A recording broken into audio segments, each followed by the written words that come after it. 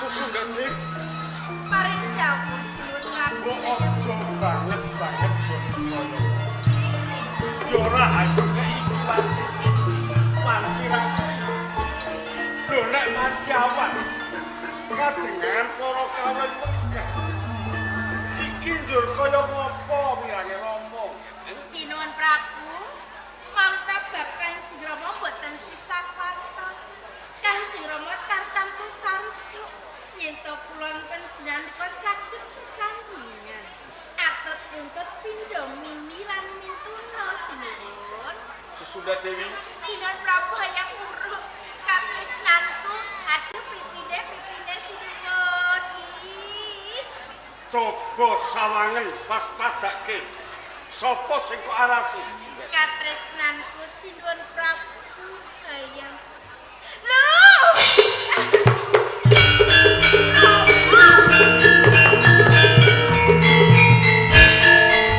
Kepiye Sinuwun Prabu hayang uruk wonten pundi? ora ana Sang Prabu hayang muluk ana ning kene. Ingkang wonten? Ingkang ana ki Rama. Loh! Ma! Sing tok arasi ya Rama. Rama!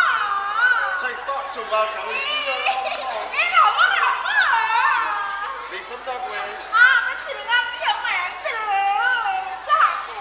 Wis ora kurang nggonku ngelekke lan kowe. Nanging kowe tetep bacot kayun marang Sang Prabu ayam. Rama. Iya. Jane keling semsangat ternyata kula wonten menika kok Kanjeng Rama.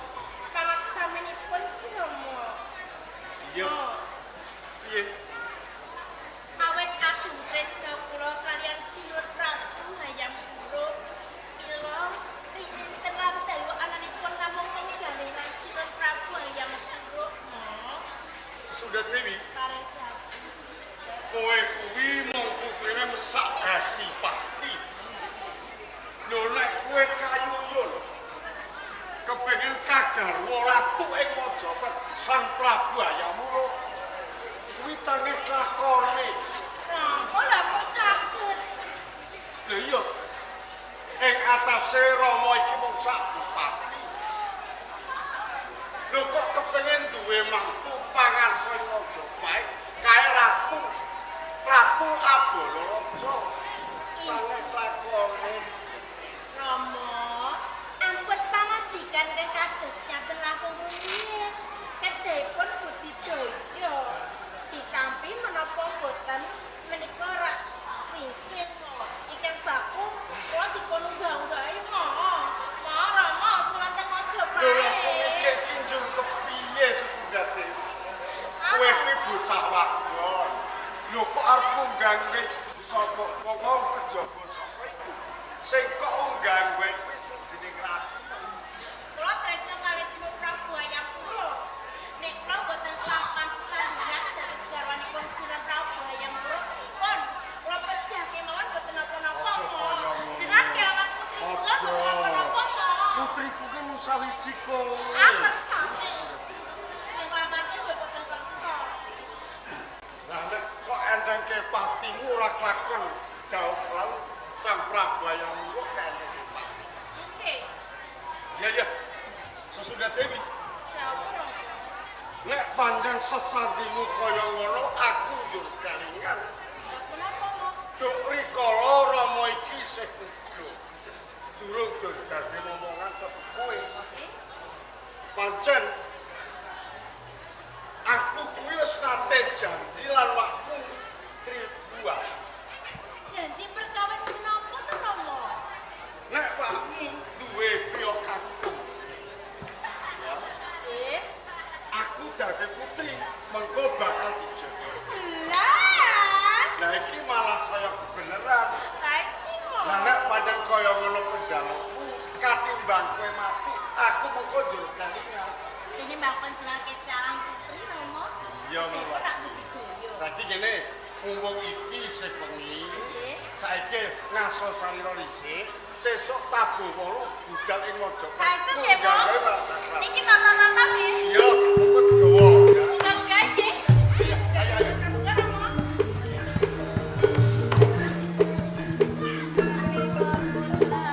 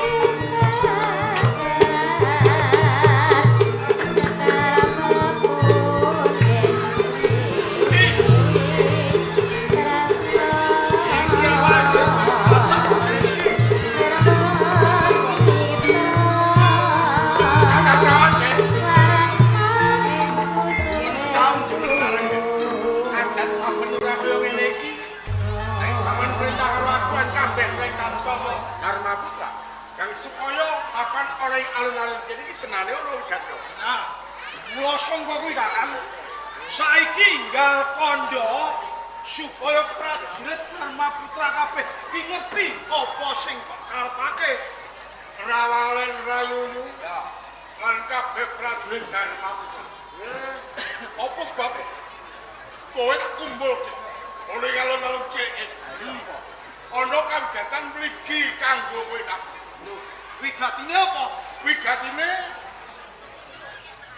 bekal modo arep sumpah. Bekal modo. Ngambali sumpah kang kaping pindho. Sumpah diambali.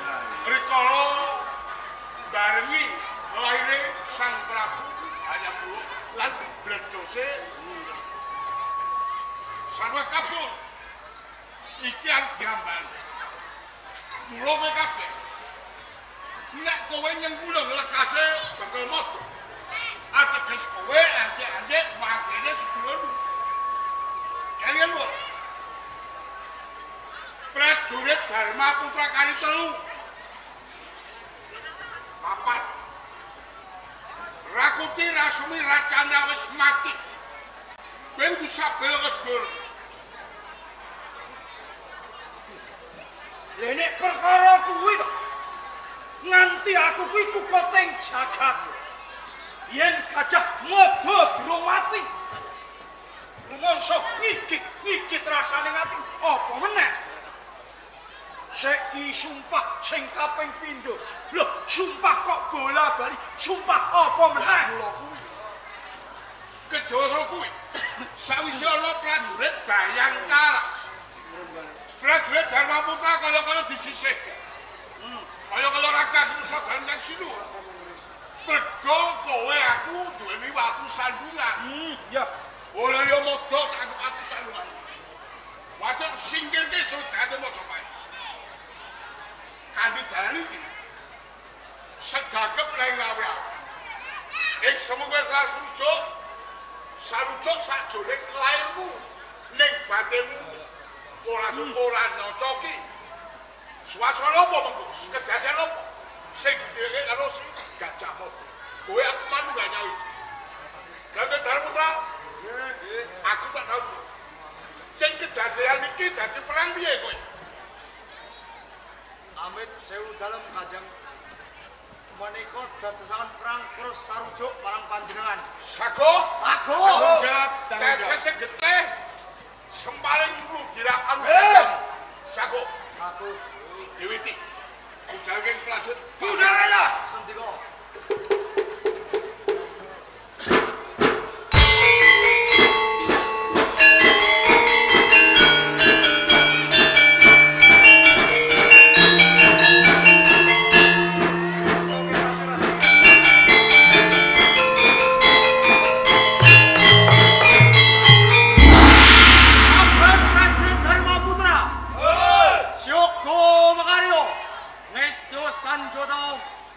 Sono makito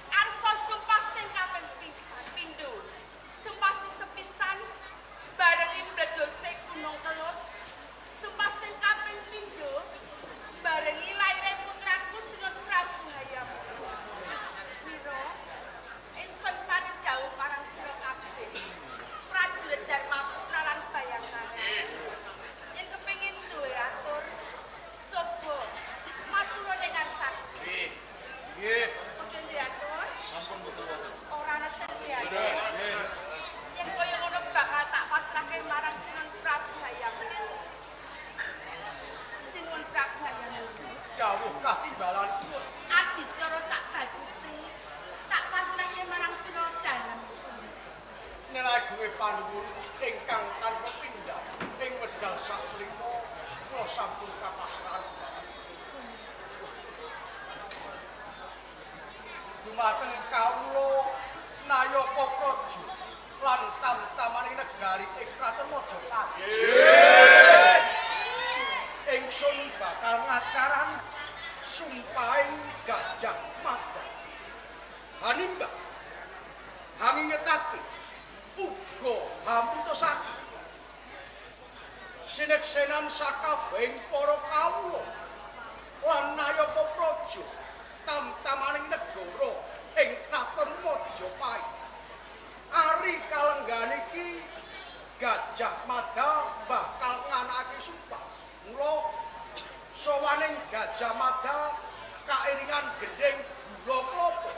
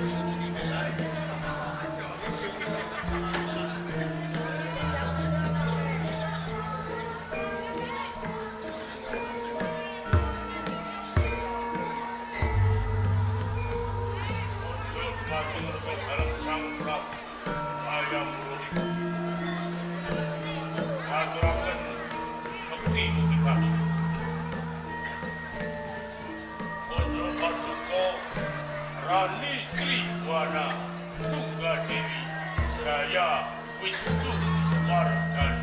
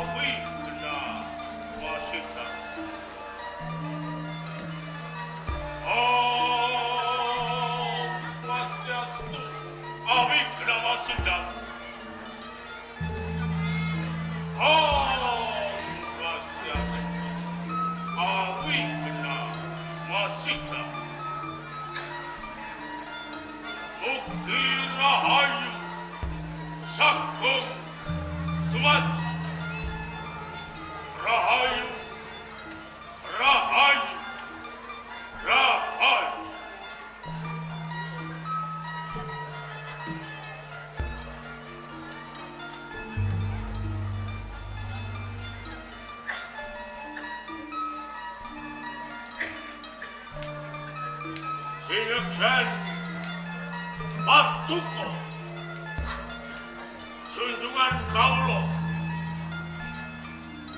Narendra Ratu ing Majapahit Sang Prabu Hayamuruk saha Rani Triwana Tunggadewi Jaya Wisnu Wardhani.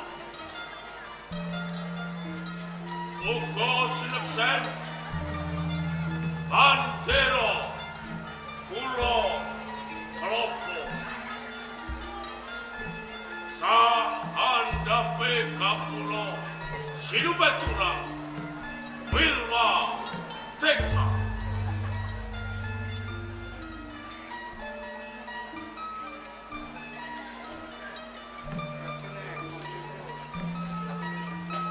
Sun. Kanada Wing Dami Hinukos. Dengan tawisipun sekol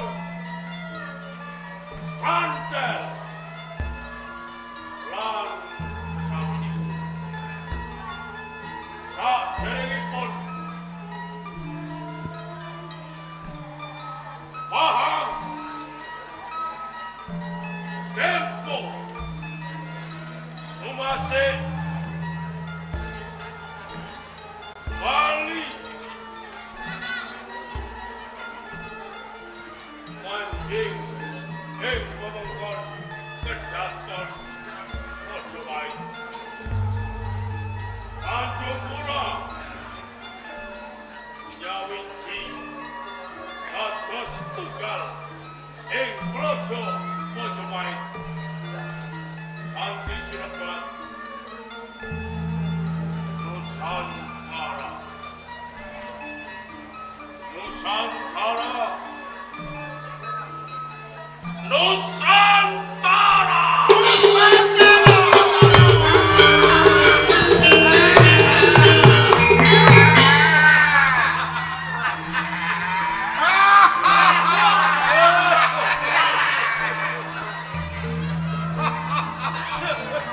Kondo. Manusa gemblong kepau. Kowe kuwi dukune. Ben manusa wangkah kaya beda ora beda karo aku kabeh. Lho kumengsun diweneloke Sabang nganti Maroke. Kanggo bondo wani apa? Kanggo kekuatan apa? Kowe iki tak ana gajah-gajah kuningan. Telalingmu dapat suket teki ae dapat. Kabeh noloke Sabang sama Roke, ha? Ngipi sadhe melek. Cepak nguluhi nang tangeh kelakone kowe, ha? Aja ngandang-andang ngendukur tembungmu. Bias wong Sabang sama Roke. Dompet apa? Cukup. Awet. Yen to tarasake tembungmu ngabangake kowe. Pendirangan mripatmu, serawean tanganmu muncrat-muncrat itu. Aku ngerti, lan aku go bisa ngarani yen peperanganing prajurit Dharmaputra pancen ora sarujuk marang lekase Kakang Bekelmodo. Kuwi ucapan sumpah bakal numpulake Nusantara ing bumi pertiwi Mojopahit. Kuwi peperangan prajurit Dharmaputra. Dharmaputra kuwi jenenge musuh rasa kang adiluhung. Dharmalot labuhan putra anak. Anakku dibekti marang wong tuwa tanpa bedane. Kawula kudu mesti marang gawe panarso. Nanging apa yen kowe? Maruko. Nek prajurit Bayangkara percaya kan Sumpah Modo. Nanging aku babar pisan ora percaya Sumpah Modo. Sumpah kok sumpah bakal sapi. Sumpah bakal sapi kae. Sumpah sedina kaping 7. Dheweke orang mikir untung lan rugine.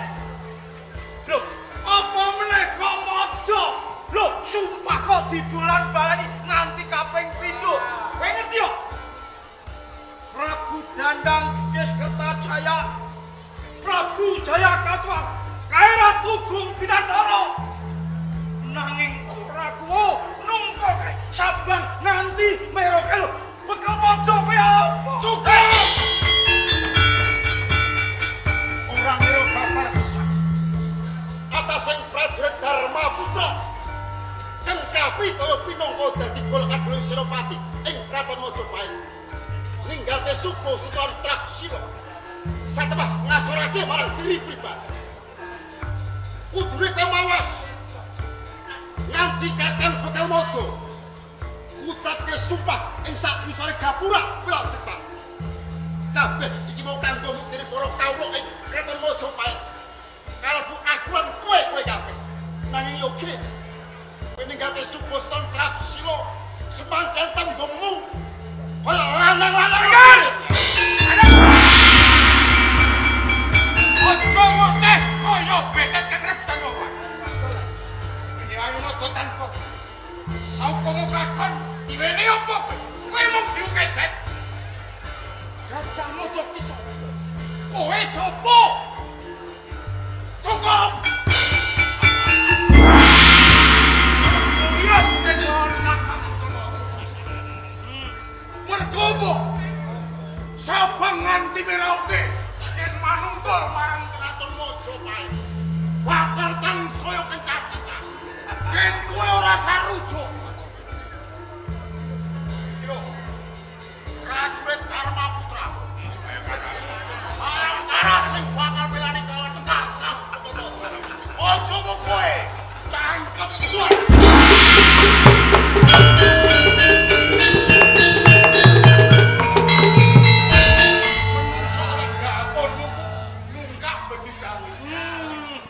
Cebol kepala. Nenek ngarep nyadoki Pak. Ning guri degang-degang iki kayu. Mula tosan lho aku rasa wani ditopakke. Sejarah iki ra ono. Prajurit gagak lawo gak langgak keboban nyada. Sing ono ra. Ojo bae. Kene mojo tadi ngriwe kloso gula. Ora badhok nyatek karo Gajah Mada. Ya. Aku ngerti. Wis sarujuk minggu kasih Gajah Mada mergo kowe ra tobat mangan. Beda nek prajurit Dharma Putra. Sugih bono banyu. Nah, ora jagane paweli ya. Nek kowe dolo ratimu ino moto metu jowo.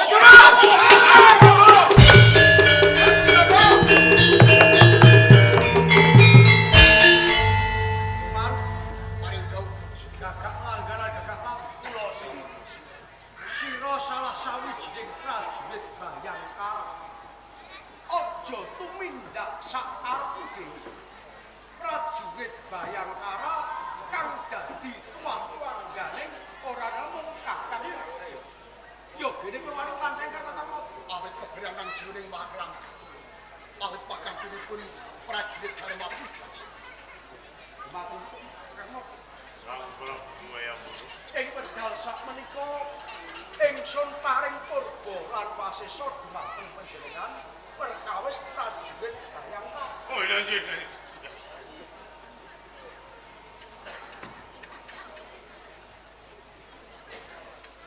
Maruta Kakang Budamu. lawung lan kowe lan. Kula kakang. Biyen kowe kacipta duk rikala Kakang Patih Pandita. Kowe wis ngucapake catur prasetya. Kuwi lambange Bayangkara. Aku minangka pangarsa. Ana kedadian apa? Yen pangarsa durung parintah, kowe aja nganti jumangkah. Kena kebrono atimu. Nanging rasamu kudu ditata. Lumantar sabdane Sang Prabu Hayam Wuruk uga sineksen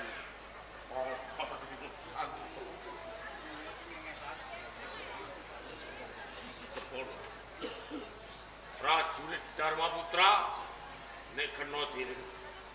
Nek ora kena gumantung marang kowe Bayangkara.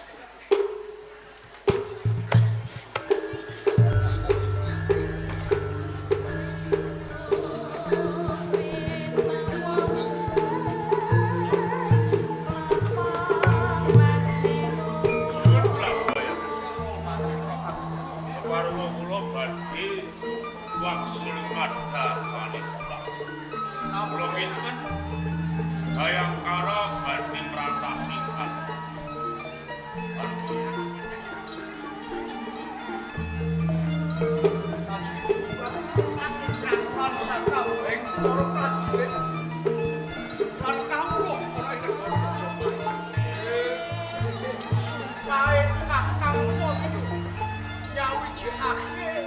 Sabang nganti